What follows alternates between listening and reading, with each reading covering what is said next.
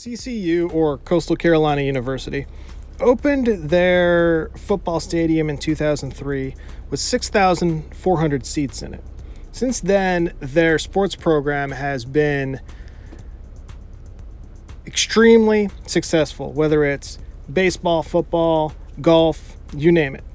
So, as of today, they've expanded the football stadium up to 15,000 seats, but in 2015, they actually announced that they're entering the Sun Belt Conference, and NCAA requires that you maintain about 1,500 occupants over X amount of years if you're in this conference.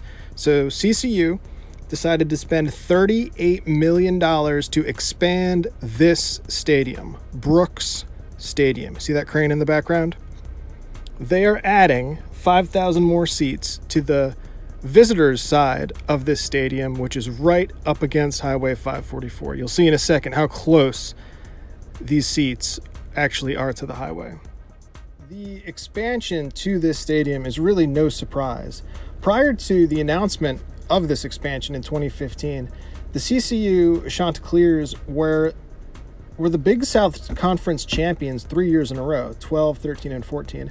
And I believe they've also won it several times prior to that.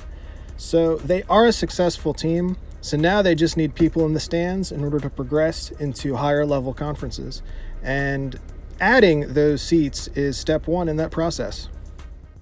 I did mention that this stadium is close to the highway.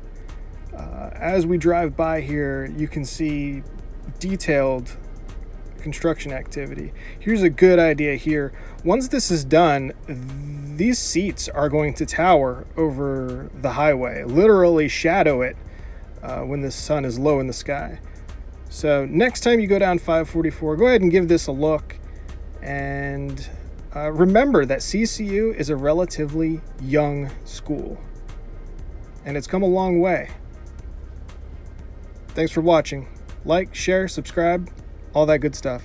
See you later, guys.